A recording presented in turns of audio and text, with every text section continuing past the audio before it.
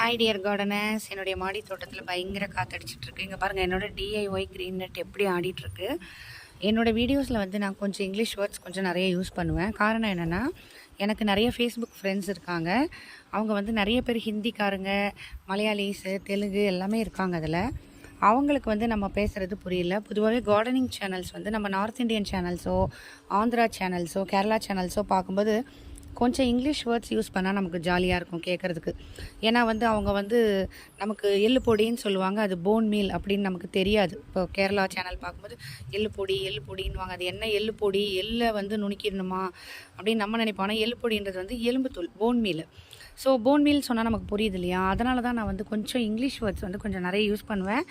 என்னென்னா நிறைய பேருக்கு புரியணுன்ற ஒரே காரணம் தான். மற்றபடி நம்ம ஆளுங்களுக்கு புரியக்கூடாது அப்படின்ற ஒரு பந்தாவுக்காக யூஸ் பண்ணுறது கிடையாது இங்கிலீஷ் வேர்ட்ஸ்லாம். எல்லாருக்கும் புரியணும்.